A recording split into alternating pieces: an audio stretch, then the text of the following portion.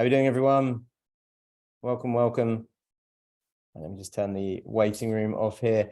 Okay, so people may well start to come moving forward, but we're just going to dive right in. We've only got half an hour with these gents. So yeah, feel free to keep your videos on. It should be quite a small, intimate group, I would have thought. So yeah, jump in if you've got any questions that you want to ask Rob or Mike as we go, then feel free. But thanks for joining us. Thanks everyone for coming in. For those that don't know me or haven't seen me before, my name is Barry Cranford. So this new fractional consultant group is something we've only been going since December, and was just a way of bringing together a bunch of people from various different disciplines and just to see where the common issues and areas were for fractionals. One thing that has come up over and over again is, how do I find work? So we put a brief mention out on the group that said, should we get together a few sessions with a few people in this space? There are a few thumbs up, so that's what we're here to do. So really, this is just a chance to speak to a few people that I've met that I personally respect in this kind of area. So people that have either a unique approach to picking up work or a lot of experience or a few sort of great theories in the space. I sort of seem to be bouncing from conversation to conversation with fractionals at the moment, and everyone's kind of got something a bit different there. So yeah, those that I think, oh, that'd be interesting to share and getting together on a bit of a call. So today we've got Rob and we've got Mike. Mike, Rob, do you want to just say a few words just to introduce yourself, your background and that kind of thing? Maybe Mike, if we could start with you. Sure. Thanks. And thanks, Barry, for pulling all this together and with the momentum and the enthusiasm that you bring to the game, into the space. So yeah, hi folks, Mike. I say I did 20 years in fintech before it was called fintech, so I've been around a long time. Last 10 years in the world of startups. I'm sort of out of the blue involved in this whole concept about the future of work now for a number of years, both at a strategic level and a tactical level. Tactical at the end of the day is about me working in a fractional way. Those first 20 years, I was contracting back in banks and trading systems, etc. So the classic contracting space and place, which I think is morphing now into the world of fractional. And yeah, look forward to getting into it. Thanks, Mike. Rob, do you want to just have a few words just about, again, how we've come to know each other? Yeah, you got it. Great to meet everybody. Robert Fox. As you can tell, I'm based in the States, so you won't hear any funky accents from my side. By the way, Mark, love the artwork, man. I've been kicked out of the office plenty of times. I'm usually stuck in the kitchen, so I have an oven behind me usually. No fancy art that's there, but I work in a very small niche little business of professional and financial training and development. Something weird that I fell into when I got out of college in 2008. But I've traveled the world working with a number of different cultures and organizations, from banks to pharma to fintech to technology, pretty much everything under the sun, putting on professional development, leadership, sales, financial training type of programs. And for anyone who's not exposed to that kind of world or experienced that, it is a weird, very small niche business where sales, as we all think of it, isn't exactly how the approach goes, much more of a consultant work and relationship based, which has always been my approach. I'm happy to share any insights and experiences that people might find valuable or talk about today. And I find, you know, with Barry and me's relationship, the best way that you learn is from working with others, hearing others' experiences, others' successes, but mainly what we use in our programs is others' failures, what didn't work and why it didn't work. And, you know, everyone's always so say the word cocky, I guess, that they only talk about how amazing they are. But when you really get down to the beat of it and you hear about some of the challenges they face, I feel like that's the best way to break through and come up with your own new ideas and your own new perspectives of how to approach any given situation. Great. Thanks, Rob. Thanks, Mike. So, right, I'm just going to go into a few questions then. Rob, I'm going to start by throwing a question your way. So for everyone else's benefit, we were hiring for a global relationship manager recently, and the client, the company that we were hiring for, gave us Rob's name and said, look, because we were saying, like, what kind of person do you want? Who do you need? And kind of help us get in your head on this. And this guy was like, look, talk to Rob Fox. I've met this guy. I know this guy, Rob Fox. He's awesome. I just want someone like Rob. And said was, you know, just instantly good, built a relationship from his side. And so we wanted to model that. So I was like, look, let me have a chat with Rob and we'll just talk about it. And within 2 or 3 minutes of talking to Rob was sort of like just already in love, and like it was just really good kind of instant rapport building and that kind of thing. So Rob, I'm going to start with just asking you a few questions here. Like we've got, for the benefit, I'm going to assume that a bunch of the people on the call are new to fractional work or aspiring to become fractionals and that kind of thing, and are sitting there thinking, I've got no idea how to go and find clients, right? So that's the kind of target audience that I'm thinking about, that we're going to aim some of these questions at. So with that in mind, how would you recommend approaching this space? So these people that have maybe an existing network, how would you go about starting to re-establish some of these older relationships and get to know people that you might then want to do business with? Yeah, it's kind of the heart of the philosophy of how I approach pretty much any client, any relationship that I have. I have a good buddy who's sadly been bouncing job to job, year to year, and I try to tell him that every day is an interview. You never know who you're going to meet, who that connection might lead to, where that network might bring you. And sadly, I guess from my side of how I approach things, it's patience is involved, because it's all about building that relationship and getting the empathetic relationship and trust with whoever you might be working with, understand that you actually do have their best interests at heart, which is probably why the gentleman Barry mentioned thought of me that way, which, I wouldn't ever think of myself at that high of standards. But really the hard part for my company particularly is that I actually do have my clients' best interests at heart and have the patience to wait for that big deal we might all be chasing and things of that nature, and just really talking to them, getting to know them as people, getting to know about their personal lives, their challenges, but also at work and their challenges, what initiatives or programs or ideas they might be struggling with that they need some insight or direct advice on, maybe not even a full-on partnership yet, and just building their trust that way, that they know I'm a genuine kind of straightforward individual who really just wants to get the best thing put together for whatever we're trying to solve, and not just knocking on the door, selling the vacuum cleaner and being that kind of used car salesman, as we all kind of think of when people say the word salesman. I think relationship manager also is something that come in that connotation of a salesman. It's just a fancy play on it. I like the word consultant and just like kind of advisor, to really dig into the challenges, maybe help them with something that they're not paying me for whatsoever, but they can see, proving my credibility, proving the trust I know I'm talking about, proving I have their best interests at heart, then always going for that kind of pilot or that network that they might be able to introduce me to really just get to meet the right people who might have a challenge that they need to hire somebody for. And from there, really building from the ground up, letting the relationship grow organically. And I wish there was some philosophy or 3-step program I could put in, train myself. I'm not one of the trainers to really explain why it's been successful, but it does come from a genuine approach of really wanting to actually meet new people and having that general interest in the person that I'm meeting with. And my philosophy is that everybody's a human being in this world, right? We all have a common denominator of something in common. And it's just a matter of finding what that is and building a relationship from the ground up there. So, for me, weird fact, I guess, like I'm a huge Tolkien geek. Anything Lord of the Rings, anything Tolkien wrote, I'm a massive fan of it. And if you take 1 out of 5 people that you meet, I guarantee you one of them has to be a Tolkien fan in some component as well.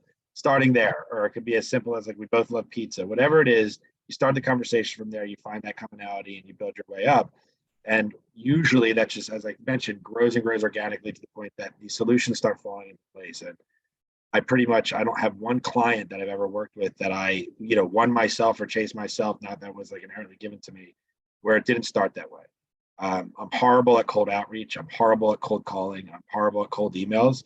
So I always leverage my network and the relationships that I've made to meet new people and kind of grow the business that way, because that cold outreach for me just never seems to work. And it's been something that's proven effective. And I've never met somebody that I couldn't get along with. It.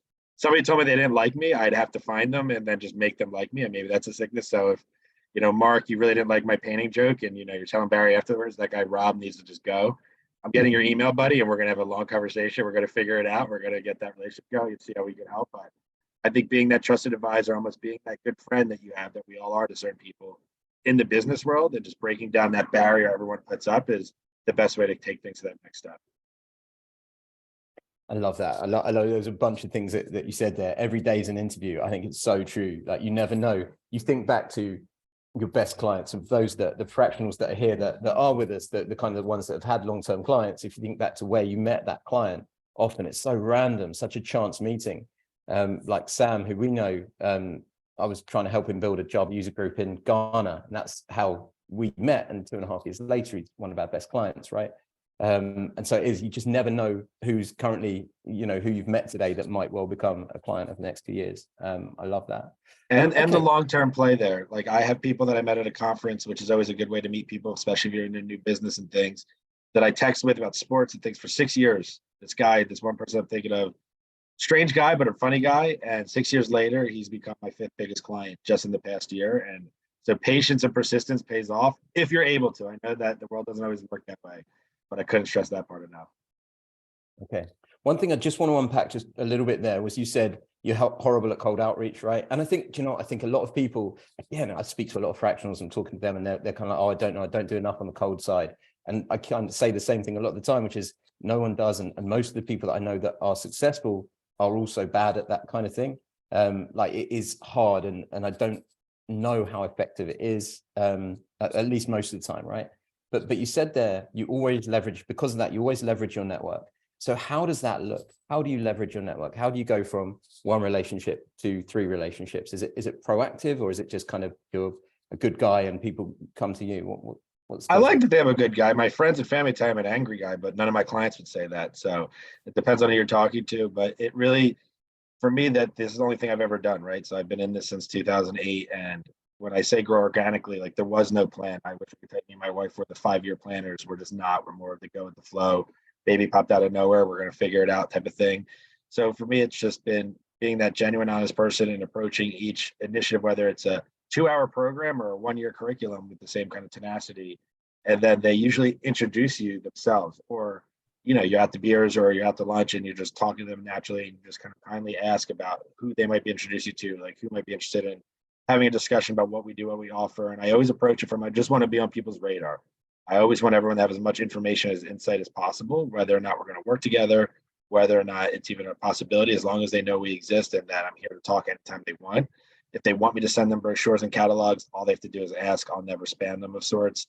And, you know, that reputation we all build, that personal brand and personal awareness, but that personal brand, both digitally and in person and virtually these days, are one of our most popular programs that we do as a company, because people haven't really appreciated how much that brand of yours follows you throughout your career and even in your personal life. You know, if you think back to middle school or high school, like we've all been through, if you were a gossip, you know, if you were the one who couldn't be trusted, you were branded as such. And no matter what you did and changed, that was always going to be the label you were attached to. And that kind of follows you through your professional career, and having those references or people that can, like, quote unquote, have your back or, you know, support the approach that you have, I think is invaluable. And I appreciate and thank them on the daily, if not the weekly, for all the help and, you know, encouragement or introductions they've given me. And I think those simple thank yous, simple niceties that we sometimes take for granted in this world, go so much farther than like sending a bottle of champagne. Really, that genuine appreciation, you know, gets those people kind of touched and really feeling like they achieve something as well, helping you. Because ultimately, as I mentioned, we're all human beings, and human beings inherently like to help other people, especially if it benefits themselves. But in the sense, like, you still get that warm feeling, and that's the most that we can do. Yeah, 100%. I think that's great. If they've already built that reputation with you, you've already got that brand with them, where you're not just going to try and get every dollar out of them, every penny out of them, but you are just trying to help them. They're going to be much more likely to then introduce you. If, like you say, you're out for beers and you say, who do you know? They know, you know, they can introduce you without you then trying to sell to them. So, okay. So Mike, same kind of area, but I know you've got a different background. Again, we met in a different way, and you did cold approach me, and was one of the very few cold approaches I've had on LinkedIn in the last 12 months, where, you know, I've been like, oh God, I've got to talk to this guy like soon, right? So was I the only one? Was I the lucky one that worked, or do you have kind of, again, an approach where you use how you do things from a cold side? No, I made a note of it when you mentioned it. But I want to take it back to two lights first. I've got lots of random notes here. I'm just conscious of the time. So, and I have to hard stop at 1:30, unfortunately. So I just want to throw a lot of stuff across, random, but that's the way I think and play. And it kind of feeds into what Rob is saying, and of course what Barry's been saying. I think the first thing is, one of the questions we had submitted beforehand was this, sales, you know, and you can feel the shivers going down the spines. But I think at the end of the day, like it or not, you're in the business of selling, and you're in the business of selling yourself. And it's actually not a hard sell or that sort of ugly part of selling. It's just doing what you've been doing naturally to get where you are naturally over the years. And I think as part of that, you've got to know yourself first. So when I look across this audience here, I already know the technical skills very, very high, the experiences very, very high, and there will be good experiences and bad experiences around that. So, that's in amongst all of that, what are you want to be known for, which kind of feeds that Rob personal branding, which is a bit of a buzz saying these days, but I think it's really important. I'm going to cross these off as I run through. So you're in the business of sales and you have to reframe what sales actually means.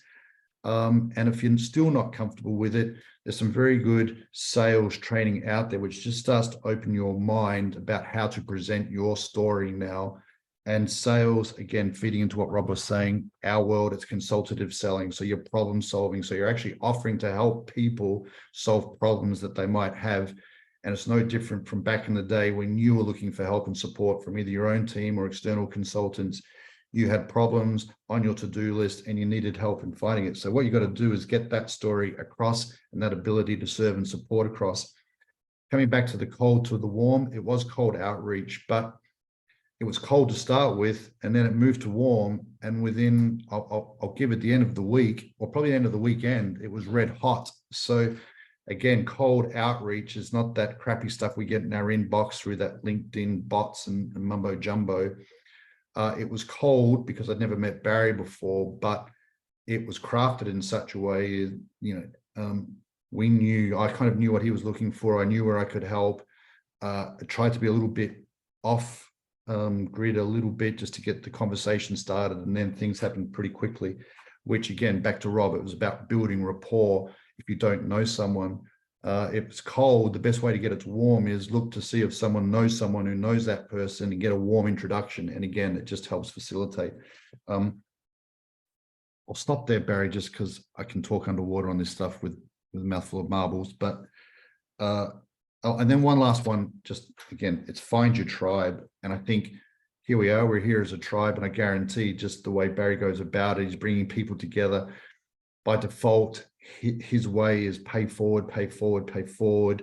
I say give 3 times before you ask for something. And that is about another little crude one, getting the mouse to nibble the cheese in so many ways. And then that's when things start to happen. So,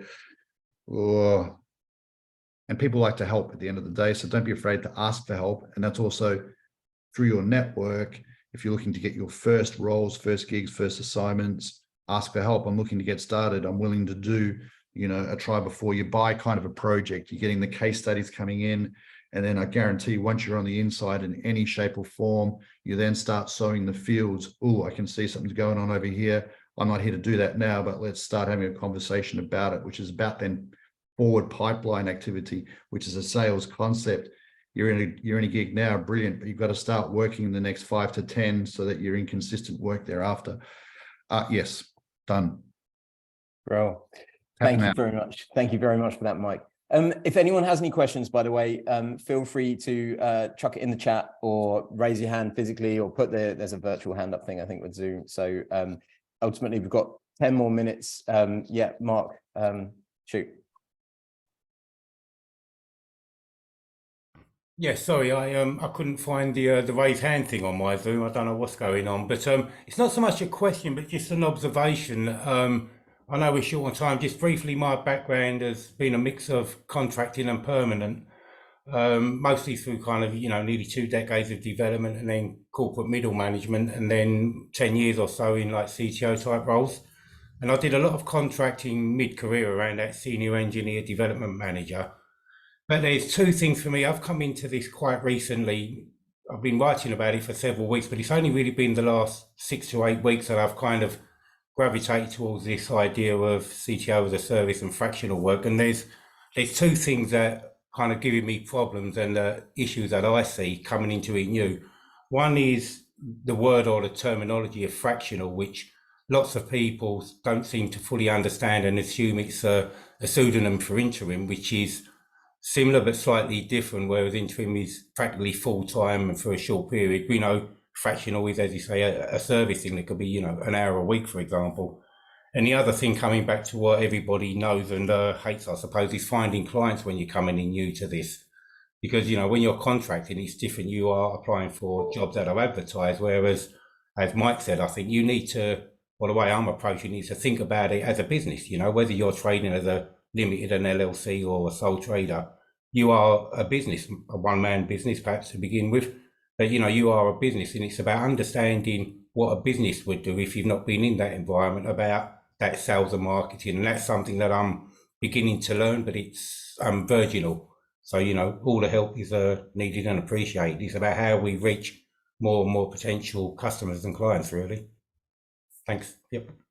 If I could jump in there, Barry, just because I love something, Mark, whether or not you realize you did it or you did it on one of our most popular programs, something we kind of teach in all of our consultative skills or sales training programs and things, is storytelling. And when, you know, Barry says the word fractional, maybe it's because of the American side of me, like, I didn't know what it was either, you know, and then I obviously learned before the call, but what you just did was take us through the story of not only your career, but just how people approach the word fractional, how it impacts how you approach any new opportunity, organization.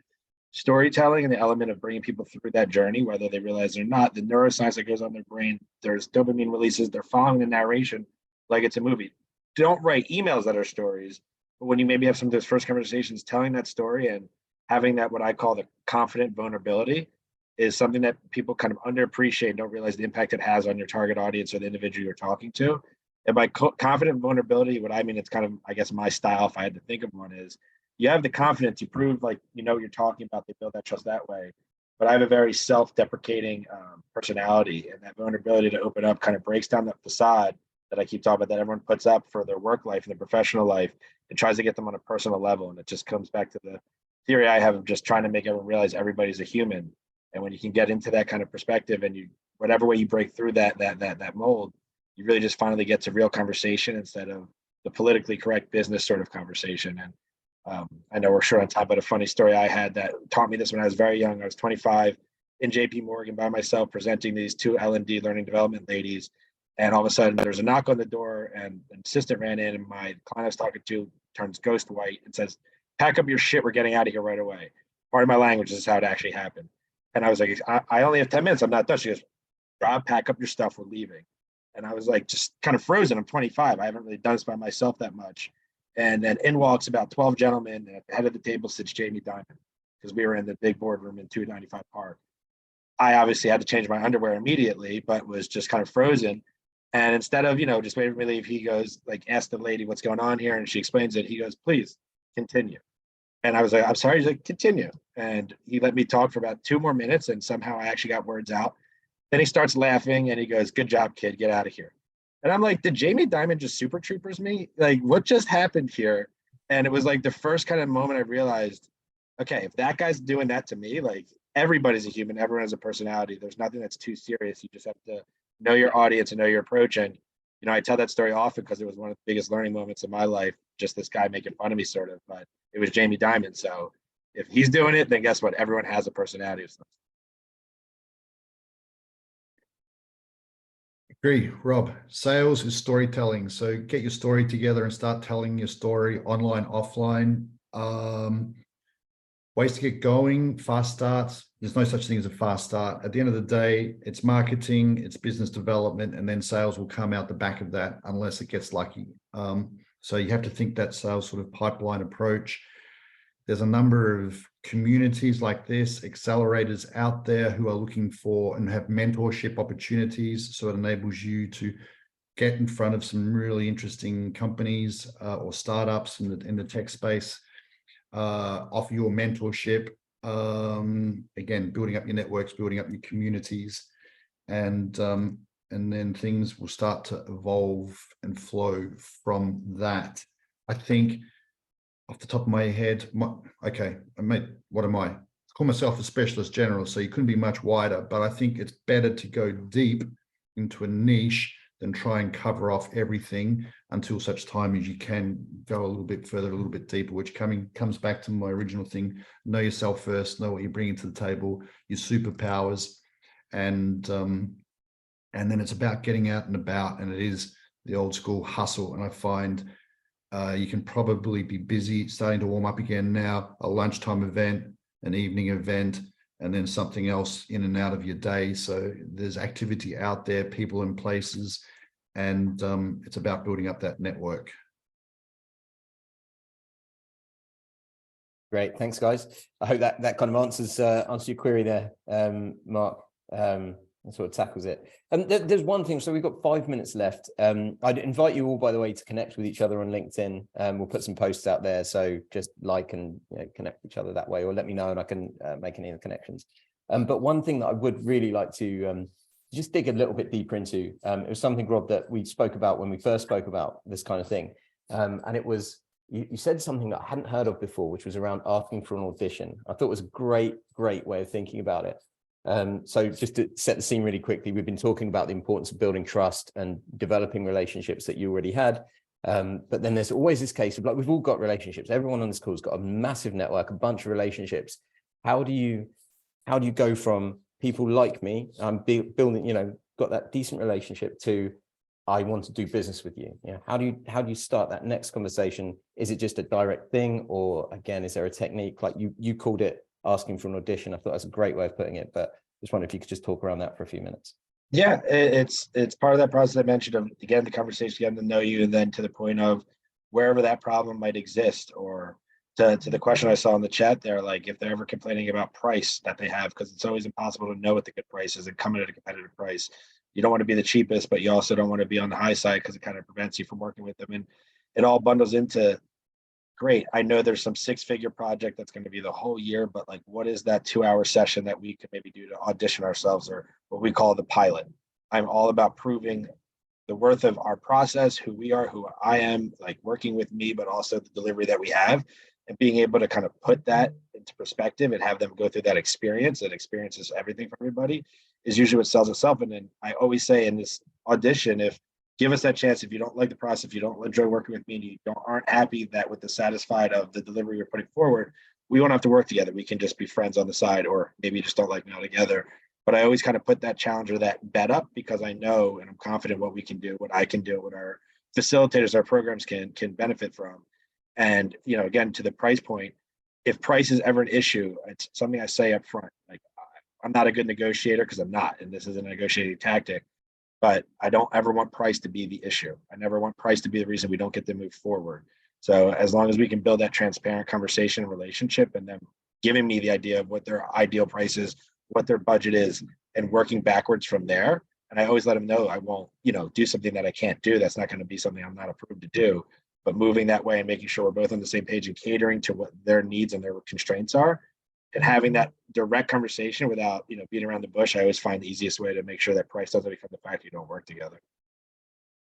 But how do you go from somebody to that audition? Like walk me through. So you want to do something. Like, how do you go from finding the problem? So you're sort of talking to someone, you isolate the problem, to, look, give me an audition. Do you say those words? Do you say, give me an audition? Yeah, I mean, it obviously everyone's in a different industry here, so I keep relating to mine, which, I'm sorry, it's such a weird niche business. Everyone's probably like, what's a program? Program would be a 2-hour, half day, full day, 3-week kind of session. But it's really knowing your business and knowing the organizations, and being able to be that consultant and listen effectively during those conversations, for where you get the quote unquote upsell, right? And I hate the word upsell, but be that consultant to find those opportunities. And then you explore those. And I always just list off, whether real or just ideas we put together, but examples of what we've done in the past, how we molded it to that client's preferences, culture, organization, constraints, budgets in the past. And then just kind of casually, without really even thinking about it, lead into, this would love to be something that I can showcase for you. Love to be something we can pilot for you, so you can show your team, your people in the audience, and the ROI afterwards. So I'm trying to think of how it actually happens. It's not like a process plan, but it's more of, we'd love to do that pilot, but it starts with pitching them indirectly the idea. Not like a meeting set up with a presentation of PowerPoint. I hate PowerPoints. I don't come to meetings with PowerPoints, but just having that conversation around the idea and the experience we've done, and then say, I'd love to showcase this for you in some case. Like, when do you think we get a pilot or an audition in place? And, again, I'm trying to think of another business you can relate it to. If it's pharmaceuticals, right? That's where all those people go around for, giving those samples of that new drug out, so to speak. I guess in America, at least, it's a lot different here, but it's always about giving that pilot, giving that audition, giving that test run that they still pay for. We don't usually do it for free. Maybe it's a cheaper budget, but proving yourself and knowing that there's an agreement that'll take place afterwards if you do what you say you can do. And it also helps build that trust that you're a man of your word, and you're a man of, what you said you can do and what your organization can put forward. Because it's all about building the trust that they want to come to you. And what I try to do most in my role is make my clients' life and job easier. So when we're putting on a program, they don't have to worry about us at all. And, you know, that's some of the part of what I mentioned of having them reach out to me, even if it has nothing to do with what we do. If I can help them or solve them or put them in the right direction, introduce them to somebody, you just continue building that credibility. So it does take patience and knowing that the carrot's a little farther down the finish line, but that it's still there. And this is all building blocks to making sure you have that long-term success versus just that quick one-hit success. Brilliant. Thanks, Rob. Well, that's 1:30, everyone. So Rob, Mike, thank you so much for oh, Mike, sorry. I just want to say we started, this was cold. No one knew each other. We're going to finish warm, and I guarantee some of us are going to finish red hot together. So this is what it's about. And I think I got to come back to, don't be afraid of sales, make it your friend, just change the framework. Storytelling, problem solving, building up rapport. These are all fun things. Actually, that's what sales is all about. So I'm on call to help out anyone in any way I can. My network is your network. That's kind of, you know, what this is all about. And I'm sorry that I have to jump off, but it's been good. And thanks, Barry. Keep going. Thanks, man. Thank you, everyone. And we'll see you next time.